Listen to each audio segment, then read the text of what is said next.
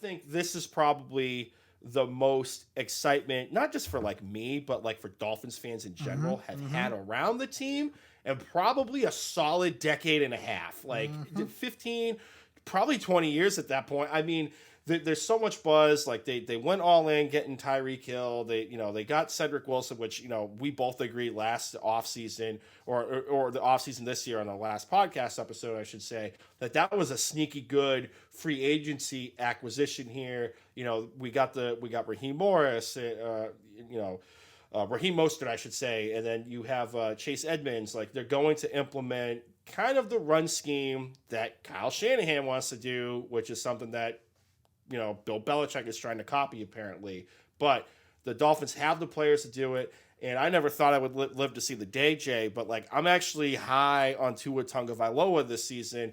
He looks like he's put on some more muscle. He looks more mobile in the pocket and rollouts. Maybe it's because he's had a longer recovery time from the hip injury when he came out of college.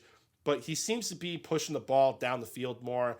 And I know people are going to say, oh, he underthrew the 53-yard pass to Tyreek Hill. Yeah, well, there's also footage of Patrick Mahomes underthrowing Tyreek Hill, but we're just going to forget about that, right? I don't care. We've seen what he looked like in college. You pointed this out to me a ton of, look what he did in Alabama. He was pushing the ball down the field. I think we're going to see that more. I'm excited to see what Tua's going to do. The defensive side of the football, like I know Byron Jones has been dinged up. I got to double check. I don't remember if they put him on the PUP list or not, but like Xavier Howard's going to be a go. And based on the reports of what the offensive line has looked like, I think for New England, I should say, I think the defensive front for the Dolphins are going to be able to have their way a bit with the offensive line and make life uncomfortable for Mac Jones. And with all that being said, I'm taking the Dolphins laying the 3.5 points. And I'm going to tell you right now, if you have a sports book that has the Dolphins at 3, I would jump on that now, because that line has moved from Dolphins laying 2.5 3 weeks ago to yesterday it was them laying 3. This is now, as of recording tonight, has the Dolphins laying 3.5. Maybe this jumps to 4 as we get closer to kickoff, with more money possibly coming in on the Dolphins. But like, they're laying 3.5. Jay, I've never seen a game where the Dolphins money line is minus 180. Like I've never seen that. The over unders at 46.5. I feel like that sounds about right. I might take the under this game, but I like the Dolphins laying the 3.5 to win against the Pats, and it's one of my best bets. Well, it'll be interesting to see on Sunday, Puma, because you'll have one team, right, that's gonna. You have the Patriots that are installing the same offense, and the Miami Dolphins are installing the same offense as well. I want to ask you one question, and that is, have you heard of any sort of like, the offense isn't looking any good, Mike McDaniels is having a hard time having these guys buy in? Have you heard anything? Because theoretically, you guys are installing a new offense as well, correct? Now, you guys are installing a new offense with the guy that knows the offense very well and can teach it. We're installing it with two morons in Joe Judge and Matt Patricia that are printing plays off of like YouTube and like watching YouTube videos and trying to teach that to these players. So like, I'm trying to get a feel for how it's going with the offense installation down in Miami with Mike McDaniels. I mean, all honestly, it sounds like it's humming along. Like there hasn't been any issues. There hasn't been any strife with people feeling a certain type of way. And I mean, you can just look at the Twitter feed from Omar Kelly. He used to cover the Dolphins for the Sun Sentinel, but he's now moved on to doing the I Am Athlete podcast with Brandon Marshall, and I think LaShawn McCoy is on there now. But long story being short, Omar Kelly's been one of like the more critical guys of the Dolphins during his entire tenure as a beat reporter for the Sun Herald, and he's been saying like training camp's been going good. Tua's he's looked strong. He's really driving the ball down the field.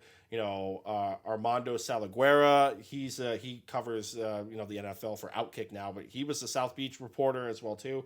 Like they still got connections with the Dolphins, and it doesn't sound like there's been any major hiccups in trying to install the offense. Like, yeah, there's going to be times where players are out of position and not knowing what their job is, but it has not been to the extent of what's going on in Foxborough. Well, isn't that just great? Congratulations, Puma. You've got a team installing a new offense. Here's a slow clap for you. Congratulations, Puma.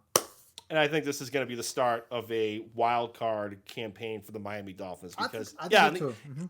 in the offseason, yeah, I was saying, oh man, we're going to the Super Bowl with Tyreek Hill. But like realistic wise, this is like my bar is at wild card.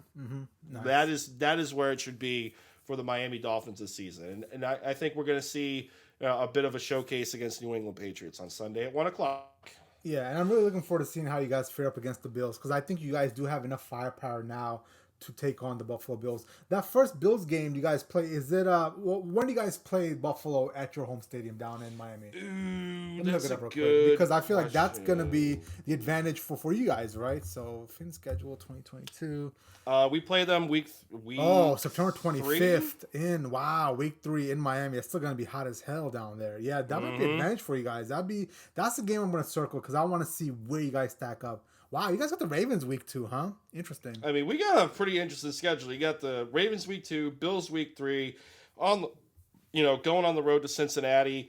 Then you got the Jets, Vikings, and Steelers. Like, it's gonna be a little tough schedule, but Yeah, it's gonna be interesting to see. There's a little soft middle there when you guys play Jets, Lions, Bears, Browns without Deshaun at that point, Texans.